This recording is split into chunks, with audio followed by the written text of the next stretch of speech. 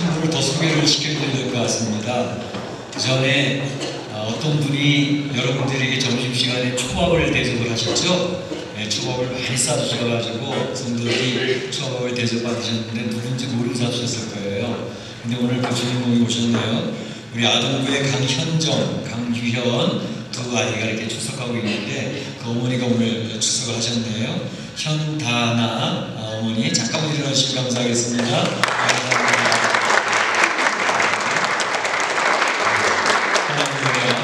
하시기 바랍니다.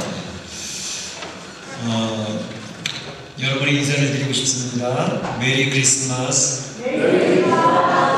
더 크게 해야 되는데 메리 크리스마스.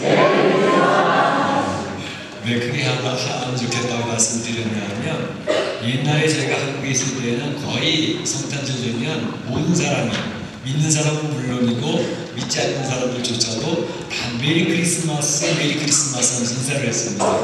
그런데 세월이 흐르면서 최근에 들어서는 메리 크리스마스라는 말을 거의 안 쓰고 있고 또 못 쓰게 했습니다.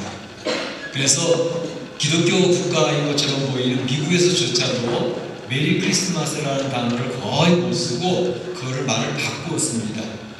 이제 오바마 대통령이 될 때까지도 메리 크리스마스라는 단어 쓰지 말고 해피 할로데이, 행복한 휴일 이렇게 단어를 바꿔가지고 장사하는 분이나 사업하는 분이나 모든 백화점, 모든 광고용지에는 해피 할로데이로 다 90% 이상 쓰여져 있었고 메리 크리스마스, 성탄절임에도 불구하고 예수님이 드러나지 못하도록 하는 그러한 정책이 시행이 되어 왔었습니다. 그런데 여러분이 아시는 것처럼 제가 지난 주간에 신문을 보니까 미국에 있는 큰 상점들, 백화점들 이제 팜플렛이 나오지 않습니까? 그 단어들이 전부 메리 크리스마스로 다 바뀌어버렸습니다. 90%가 지금은 큰 백화점, 큰 사업체, 모든 광고지에는 메리 크리스마스로 단어가 다 바뀌었고 이제 한 10% 정도만 고집스럽게 해피 할로데이를 쓰고 있습니다. 한 사람의 지도자가 그 나라나 그 어떤 조직을 변화시키는 게 얼마나 중요한가 그런 생각을 합니다.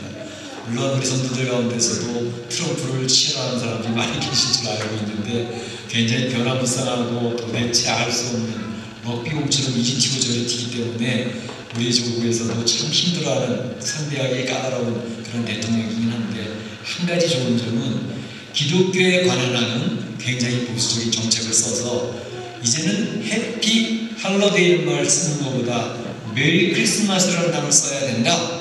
내가 집권하고 있는 동안에는 반드시 회복시키겠다. 그렇게 얘기하더니만 정말로 모든 선정들이 지금 메리 크리스마스라는 단어로 인사하는 그런 시대를 바꿔놨습니다. 미국의 대법원에도 이제는 보수적인 대법관들이 나서서 미국이 그동안 참으로 이 세상이 어떻게 돌아가는 건가 하는 것처럼 동성애를 비롯해서 정 예수 그리스도의 정신과 그 교훈들이 다 사라져버린 미국이었는데 그게 지금 서서히 회복되고 있어서 그나마 참 다행스럽다 그런 생각을 해봅니다. 한 사람의 리더의 중요성이 크게 느껴지는 그런 시기였습니다. 근데 오늘 메리 크리스마스로 인사를 드린 것은 성탄절이기 때문에 물론 메리 크리스마스라고 인사를 드리는데 성탄절을 맞이하는 것 지난 주일에도 말씀드렸죠. 예수님, 아기 예수님이 이 땅에 오신 것은 굉장히 중요한 의미가 있죠. 그래서 생명을 주시기 위해서, 빛이 되시기 위해서, 평화를 선포하기 위해서 여러 가지 있지만 굉장히 신학적으로 중요한 의미는 바로 예수님이 사람의 몸을 입고 이 땅에 오셔서 하신 일은 이 세상에서 그 권세를 드러나기 위함이나 그 실력을 드러나기 위해서가 아니라 우리들을 위해서 십자가에서 제물이 되기 위해서 예수님이 인간의 몸을 입고 오셨다. 그것이 굉장히 중요한 부분입니다. 하나님은 영이시기 때문에 영이 십자가에 제물이 될 수는 없잖아요. 그러니까 친히 하나님께서 인간의 몸을 입어서 육신이 있어야 육신이 찢겨지고 이 피를 흘려야 제물이 되기 때문에 그 제물 되실 목적으로 인간의 몸을 입고 이 땅에 아기 예수가 오셨다는 거죠. 얼마나 중요합니까? 그런데 바로 이 구주 되신 예수님 오실 때에 그것을 바르게 맞이했던 사람이 있고 바르게 맞지 못했던 사람이 있었다라는 것이 성경의 교훈입니다. 이럴 때는 지난주에 말씀드렸던 동방 박사들은 유대인도 아니고 페르시아에 있는 점성술사, 별을 연구하는 천문학자들이었는데 그 메시아를 만나기 위해서 산 넘고 물 건너 강을 건너 위험을 무릅쓰고 와서 메시아를 만나더라는 것입니다. 이렇게 예수님을 맞이하는 사람들이 있는가 하면 예수님을 제대로 맞지 못했던 서기관이나 대제사장, 그냥 종교인일 뿐이지 신앙인이 아니었던 예수 제대로 맞지 못했다라는 것을 지난 주일날 말씀드렸죠. 오늘도 역시 마찬가지로 예수님을 잘 영접했던 한 부류의 사람과 그렇지 못했던 사람을 간단하게 설명을 드리고자 합니다. 두 종류의 사람은 첫째 소개해드리고 싶은 것은 오늘 베들레헴에 있는 여관집 주인, 이 사람은 예수님을 제대로 맞이하지 못했다는 것과 그런데 그 베들레헴의 예수님의 마구간까지 찾아와서 예수님 앞에 경배하고 예수님을 찬양했던 그런 목자들이 있었다. 그래서 예수님을 잘 맞이했던 목자들, 이 두 종류의 사람을 비교해서 간단히 설명드리고 싶습니다. 먼저 여관집 주인이 왜 예수님을 맞이하지 못했을까? 사실은 이 여관집 주인은 가만히 안방에 앉아서 예수님을 잘 맞이할 수 있는 조건과 환경이 만들어져 있었습니다. 그 집에서 예수님이 탄생을 하셨으니까 말이죠. 그런데 정작 예수님을 잘 맞이할 수 있을 것 같았던 여관집 주인은 예수님을 바르게 맞이하지 못했습니다. 몇 가지 이유가 있습니다. 첫째로는 이 여관집 주인이 너무너무 바빴기 때문에 예수님에 대해서 신경을 쓸 수가 없었어요. 잘 아시는 것처럼 이 베들레헴에 예수님의 어머니 요셉과 마리아가 오게 되었던 것은 로마의 황제 아구스토, 로마의 초대 황제라고 말씀드렸죠, 지난주 시간에. 이제 초대 황제가 되니까 자기 식민 통치하는 모든 지역에 호구 조사를 해야 될 거 아닙니까? 인구가 도대체 얼마나 되고 어느 지역은 얼마큼 있고 어느 지역은 어떻게 해서 세금은 어떻게 얻어야 되고 군사는 어떻게 진집해야 되겠다. 로마 황제가 그것을 조사하기 위해서 모든 식민지에 있는 사람들은 각각 자기 고향으로 돌아가서 호적 정리를 똑바로 해라. 그래서 다 자기 고향으로 호적 정리하러 갔던 겁니다. 그때의 요셉과 마리아가 자기의 고향, 다윗의 후손이잖아요. 그러니까 예수님의 고향이 다윗의 후손이었기 때문에 베들레헴 출신이었기 때문에 베들레헴에 와서 이제 호적을 정리하러 왔습니다. 근데 이제 베들레헴에 다윗의 후손들이 마구마구 몰려들었던 거죠. 그러니까 그때 대목을 본 사람은 누구냐면 여관들이었습니다. 평소에는 텅텅 비어있던 여관들이 사람들이 사방팔방에서 몰려오니까 예루살렘, 베들레헴, 베델 쪽만 몰려오니까 이제 여관들이 꽉꽉 차는 거죠. 그래서 이 여관집 주인은 대목을 받아가지고 이때 돈을 벌어야지 그러고서 분적이 움직였습니다. 너무 바쁘다 보니까 그 예수님 왕의 왕으로 오신 우주의 주인이신 예수님 오셨는데 그분을 제대로 맞이하지 못했다는 거죠. 그래서 사람의 인생을 살면서도요, 이 세상의 삶이 아무리 바빠도 내가 신경 쓰는 부분들이 많이 있어도 꼭 기억해야 될 것은 중요한 것을 놓치면 안 된다는 것입니다. 우선순위가 바뀌면 안 된다는 것입니다. 그러니까 너무 바쁘기 때문에 중요한 것을 놓치면 그 피해가 자기 본인한테 가거든요. 근데 바로 이 여관집 주인이 너무 바쁘다 보니까 예수님을 맞이하지 못했다는 것입니다. 어떤 사람이 운전을 하고 나가는데 이제 미국 같은 데는 도로가 잘 뚫려 있잖아요. 프리웨이가 잘 뚫려 있어서 사막도 통과하고 몇 시간을 가도 사막이 계속되는 그런 일들이 많습니다. 그런데 어떤 사람이 이제 멋진 차를 타고 이제 그 사막을 달려서 통과하게 되는데 그만 이 사람이 너무 바쁘다 빨리빨리 가야 돼 그러면서 가다가 무슨 실수를 했느냐 하면 뭘 실수했을까요? 가솔린을 안 넣었어요. 기름을 조금밖에 없었는데 그것을 채우지 않고 가다가 사막 한가운데서 앵꼬가 날 거예요. 기름이 다 떨어져버렸어요. 어떻게 되겠습니까? 큰일 나죠. 우리 인생을 살면서 이러한 경우들이 있을 수가 있다는 것입니다. 아무리 바빠도 중요한 것은 기름을 채워 채우고 만땅으로 채우고 달려야 그 사막을 통과할 수 있을 터인데 주유소가 몇 개 지나가는데도 불구하고 그 주목을 하지 못했던 거예요. 그냥 가다가 바쁜 마음에 가다가 기름 채우는 걸 놓쳐가지고 큰 어려움을 당하게 되어졌다는 것입니다. 우리 인생의 길을 가는 데는 마찬가지입니다. 인생의 길을 가다 보면 중요한 게 있고 좀 덜 중요한 게 있어요. 그래서 우선순위가 잘 맞아져야 인생에 헤매지 않고 방황하지 않고 바르게 갈 수 있거든요. 특히 우리 신앙이기 때문에 신앙적인 측면에서 중요한 부분은 뭐냐면 예수님을 만나는 것입니다. 또 예수님을 만나서 예수님 앞에 찬양하고 경배하는 예배드리는 것이 신앙이 되게 중요합니다. 이런 모든 것을 건강하게 유지하기 위해서 귀한 것은 늘 성경 말씀을 가까이 읽고 묵상하고 성경 말씀을 듣는 것, 이런 것이 굉장히 중요하고 또 자기 스스로 하나님 앞에 엎드려서 기도하면서 골방에서 마음 아픈 것은 눈물을 흘리며 하나님께 속삭이고 하나님의 위로를 받고 주의 능력을 덧입으면서 가는 것이 신앙인들에게 가장 중요한 부분입니다.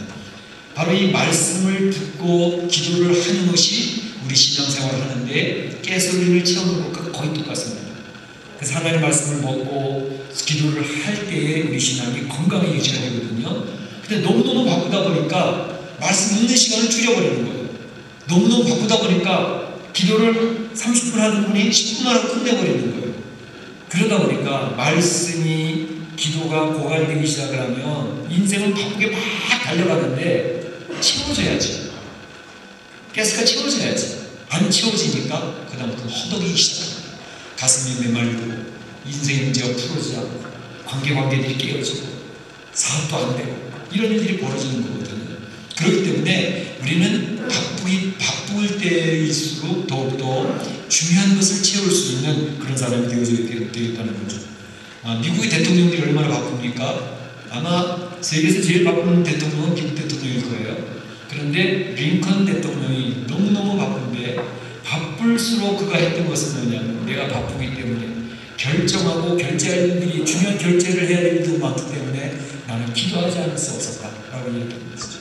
그래서 백악관 집무실을 자기는 기도의 골방으로 만들어놓고 거기서 기도하면서 하나님 앞에 여쭤가면서 국내의 정치를 결정을 하고 국외의 관계 결정을 하고 그러면서 나가니까 이 링컨이 얼마나 유명한 대통령이 되었습니까? 바로 우리 인생도 마찬가지입니다.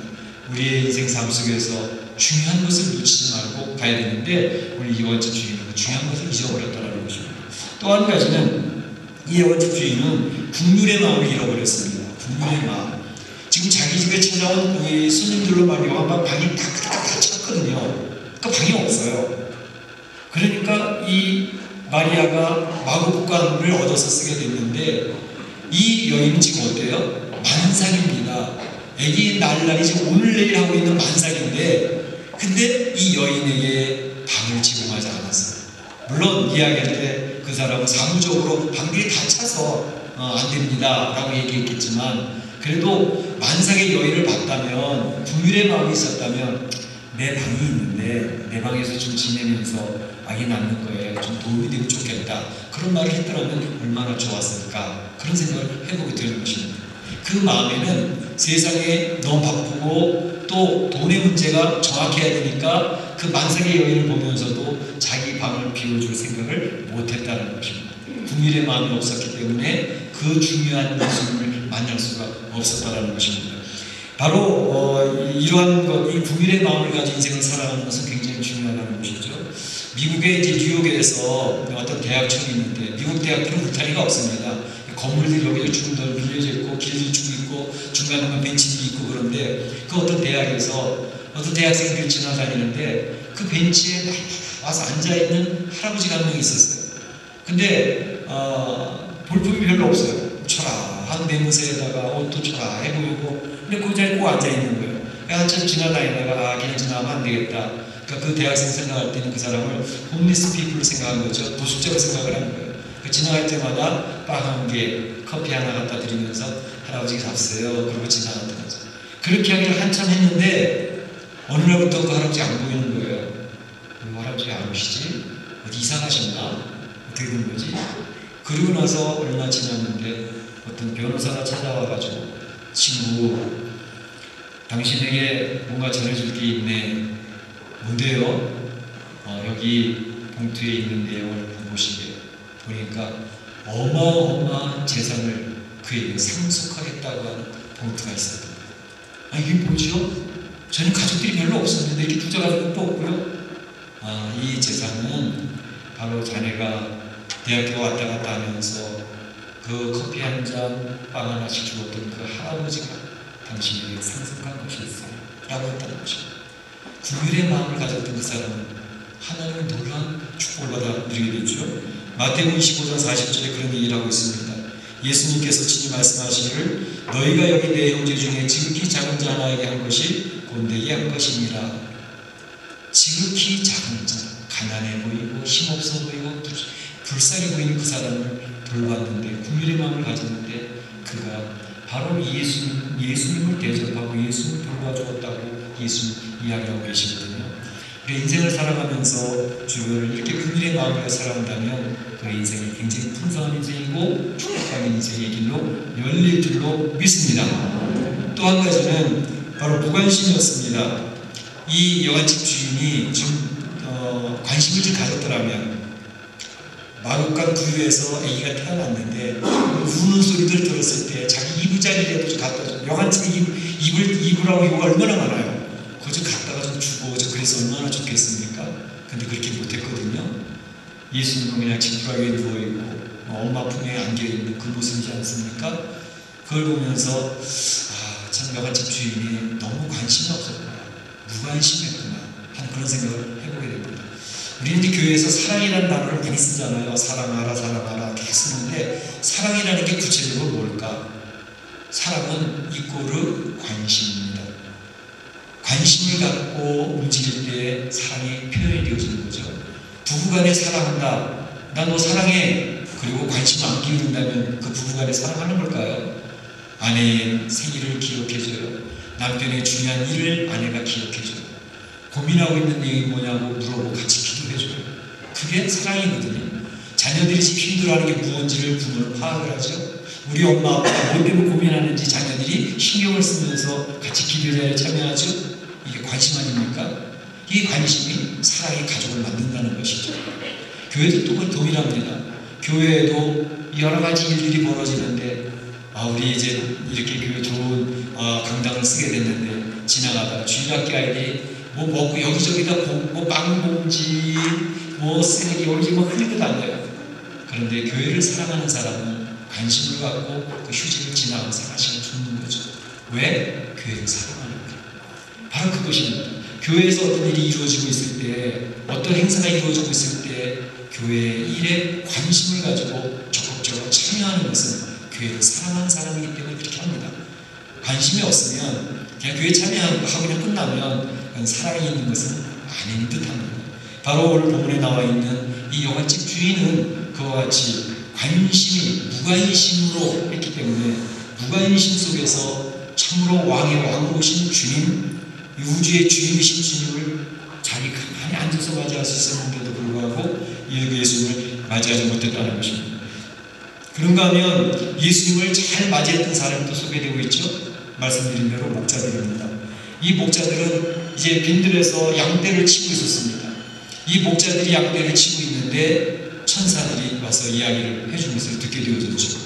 당시 우리는 그냥 목자 그러면 목동들이구나 이런 생각할지 모르지만 이 이스라엘에서의 목자들은 아주 좀 신분이 낮은 사람들이었습니다.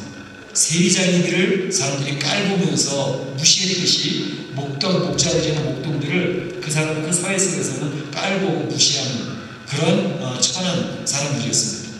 그럼에도 불구하고 이 목자들은 그 밤중에 오늘 성경에 보게 되면 밤에 양떼를 지키더니 이렇게 되어 있잖아요. 성실한 사람들이었고 부지런한 사람들이었습니다. 그 밤중에 얼마나 졸렸겠어요. 얼마나 피곤하겠어요. 그런데도 자기가 맡은 임무, 양떼를 지키는 일을 성실하게 감당하고 있을 때에 하나님이 그 낮은 자들에게 찾아오셨습니다. 사회 속에서 보호받을 수 없고 사회에서 무시당하고 천대받는 그 사람들에게 찾아오셔서 복된 소식, 구주, 탄생의 소식을 전해주고 계시는 것을 볼 수 있습니다. 우리 하나님의 역사는요, 낮은 곳으로 흘러갑니다. 그래서 업신여기 있는 사람들에게 그 마음에 빈 마음을 가진 사람들, 겸허한 사람들에게 주님이 찾아오셔서 위로를 하시거든요.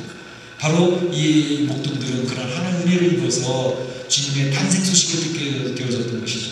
그런데 이 탄생 소식을 들었던 목자들은 즉각적인 행동을 하고 있는 것을 볼 수 있습니다.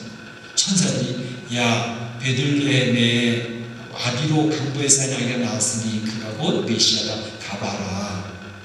즉시 그들은 양떼를 몰아서 그 베들레헴 에이 귀찮아 나 오늘 피곤해 오늘 그냥 자고 싶어 쉬고 싶어 그러지 않고 그 말씀 들은 말을 듣고 즉시로 행동을 옮기고 순종하고 그런 모습을 볼 수가 있습니다.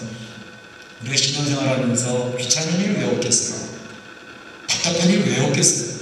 교회 나오기도 싫고 성도들 만나는 것도 귀찮고 그럴 때도 있지요. 그런데 그럼에도 불구하고 주님을 만나는 게 더 소중한 줄 알고 하나님 앞에 가서 예배드려야지 찬양해야지 그러고 오면서 주님 만나는 것을 중요시해야 되고 하나님 주신 말씀을 붙들고 하나님 주신 말씀을 따라가면 예수 그리스도의 놀라운 일들을 체험합니다. 우리가 신앙생활하는 것은요 관념적인 신앙이 아닙니다. 우리 하나님은 한국에서도 역사하셨지만 이 멕시코에서도 역사하시는 줄로 믿습니다. 미국에서 역사하시고 하나님의 백성들을 축복하시는 하나님은 지금도 이 자리에 앉아 계신 우리 성도들의 문제를 풀어주시고 해결해 주시는 것을 믿습니다. 바로 그 하나님을 우리가 경험하게 될 때 야 하나님이 정말 살아계시는구나. 내가 하나님 앞에 답답해서 기도했는데 그 기도를 들어주시는구나. 그러면 달라집니다. 우리의 인생이 재밌어집니다. 드라마틱해집니다. 너무 신기한 일이 경험이 되어지니까요. 우리 삶 속에서 개입하시는 주의 역사들을 체험하게 되니까요. 근데 그런 사람은 누구냐? 하나님의 말씀에 즉각적으로 따라가며 그 말씀을 마음에 두고 살아가는 사람들이 이 하나님의 역사들을 경험하게 되는 것입니다. 마지막으로 한 가지는 이 목자들은 그 들은 바 말씀을 가서 전하는 겁니다. 예수님을 만났잖아요.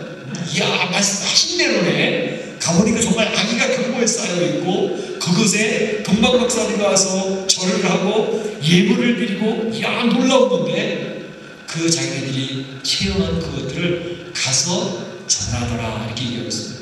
그들이 하나님께 영광을 돌리며 찬송하면서 자신들이 경험한 그 하나님 그 예수님을 증거하더라 이렇게 되어 있습니다. 성탄절의 중요한 의미는 뭘까요? 오늘 와서 우리 같이 예배드리면서 하나님 감사합니다. 날 위해서 육신을 입으시고 이 땅에 아기에서 오신 주님 찬양합니다. 예배드립니다. 그거 중요하죠. 그런데 우리가 중요한 것은 이제 그 예수님을 증거하는 것입니다. 특별히 예수님이 재림하실 때도 이와 비슷한 동일한 모습들이 나타날 것입니다. 여간집 주인처럼 바쁘기 때문에 무관심하기 때문에 동일한 마음이 없기 때문에 예수님의 재림을 맞이하지 못하는 사람들이 생길 것입니다. 그런가 하면 목자들처럼 비천해 보이고 가진 것도 없고 권력도 없고 아무것도 없는데 그런데 주님의 말씀을 마음에 두고 주님을 바라보고 살아가니 하나님을 예수님이 재림하시는 것을 잘 준비하고 맞이하는 그러한 사람들로 두 부류로 갈라질 것입니다. 오늘 성탄절을 맞이하면서 초림하신 예수님을 우리가 잘 맞이했던 동방박사처럼 목자들처럼 잘 준비하고 맞이할 수 있다면 예수님이 재림하실 때도 그와 같은 동방박사 또 목자들처럼 잘 맞이할 수 있는 성도가 되시면 좋겠다는 것입니다. 우리 사랑 성도들이 그런 축복이 있어지기를 주의 이름으로 축원합니다. 축복합니다. 네. 이 시간에 다 같이 한번 기도하겠습니다. 사랑의 하나님 감사합니다.